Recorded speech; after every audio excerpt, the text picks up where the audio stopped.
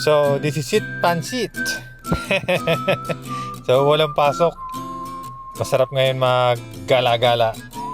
Papunta tayo ngayon sa bahay ni Ami, yung lugar na lagi nating pinupuntahan kapag wala tayong ulam. Hindi, yung lugar na lagi natin pinupuntahan kapag gusto nating mag-relax-relax, magpahinga. Yung makakapag-relax ka ng kahit saglit, yung wala ka masyadong iniisip, di mo binabantayan yung oras. Oh yes! Lalo na pag nagpipishing, nako! Kahit magkasunog-sunog tayo dyan sa araw, basta nangangawil tayo, okay lang. Kahit nga walang huli minsan okay lang din. Kasi nandyan naman yung talipapa, palengke. Patay tayo dyan. Oh, no! Yung dadaan ka na lang para bumili ng isda. Tapos pagdating mo sa bahay, sasabihin mo, ito lang nahuli ko eh. Wala masyadong kagat dun sa spot na pinuntahan namin. At least nakauwi ka ng ulam, di ba? So, dito na tayo. Hay, dumating din tayo. Ang sakit sa puwet eh. Ang sakit na ng puwet ko sa biyahe. So, pahinga-pahinga muna tayo dito sa munting tindahan ni Ami. Wow! Uy, yan oh. Naka-ready na si Ramil. Si Ramil yung kasama natin palagi kapag nagpipishing tayo. So, yan. Labas ko na rin yung mga fishing rod natin. Gagamitin natin mamaya pag namangka tayo. Siguro mamangka tayo kasi malayo yung dagat para sigurado makakaulit ang isda. Pasyalan natin yung bangka. Tingnan natin yung bangka kung anong itsura ng bangka na sakyan natin. Okay! Sabi kasi ni Ramil, medyo may sira daw yung bangka. So, kailangan ayusin muna, i-repair natin konti. Para sigurado na walang aberya sa dagat. Medyo nakakatakot talaga pag sa dagat Hindi pa naman tayo kagalingan lumangoy. Baka mamaya maging kwento na lang tayo. Naku, palayo lang, katok lang katok. Sana makabalik tayo ng maayos mamaya. Yan, okay na yung bangka. So, yan yung may-ari ng bangka na gagamitin natin. Dapat yung gagamitin nating bangka, yung nasa unahan, yung mas maliit. Gawa nga na dalawa kami ni Ramel, maliit yung bangka. Baka tumaob kami, so nakipag-swap muna kami dito sa kapitbahay niya, sa kaibigan niya. Siya lang naman mag-isa yung pupunta sa laot, so ayos, may gagamitin tayo, maluwag-luwag yung bangka na gamitin natin.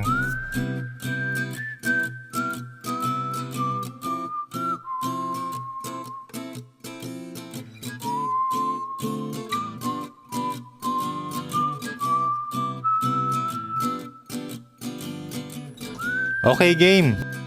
So, kailangan natin buhatin muna yung bangka papunta dun sa malalim na part para dire-diretso yung sagwa natin. Baka di na rin pala natin madala yung pang video natin. Wala tayong dalang waterproof na case. Baka masira, sayang. Di natin mabidyoan mamaya yung mga malalaking isda na nahuli natin. Sana may mahuli tayong isda. So mamaya na lang, video na natin pagbalik. Good luck sa atin. Sana makabalik tayo ng maayos.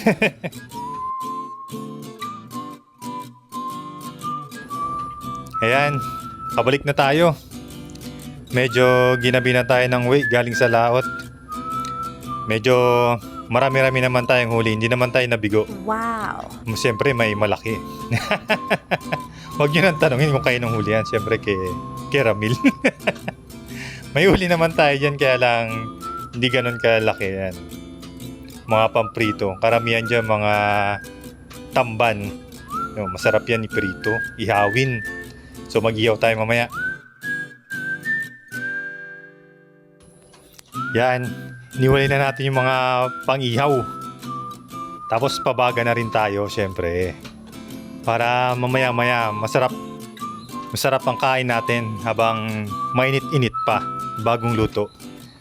Sarap to, may sawsawang kamatis, di ba? Ayan kamatis. Tapos may sabaw, yan luto ni Ami. Sabi sa inyo, maraming ulam dito. Wow! So ayan, pauwi na naman tayo. Tapos ng isang araw nating bakasyon. Ay, deo pala.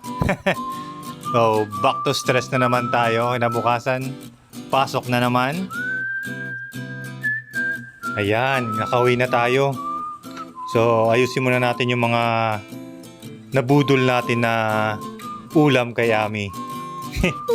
Yan, may gulay, saging, at syempre, yung isda. Yan yung pinaghirapan natin eh. Yan yung dinayo pa natin doon sa laot para may maulam tayo, syempre. Oh, di ba? Dami nating dala. Sabi sa inyo, marami tayong madadala pa uwi eh. Survive na naman yung 1 linggo nating ulam at pambaon-baon. Oh, may pabigas pa yan, di ba? Yan, linisin na natin yung isda. Hindi natin nalinis to kagabi kasi nga ginabi na tayo ng uwi. Tapos nagluto na tayo agad ng pang-ulam natin. Kaya hindi na natin masyadong naasikaso. So, ang gawin natin dito siguro, daingin na lang natin yung iba para maiba naman yung ulam sa pambaon-baon. Bilad natin sa araw habang mainit pa, maganda pa yung panahon. Masarap dito siguro ano lang eh, lamayo. Yung hindi siya masyadong tuyo. Yan, okay na yan siguro dito. Medyo mataas yung pinaglagyan natin para hindi siya maabot ng aso. Okay, siguro hanggang dito na lang muna yung video. Salamat, hanggang sa susunod.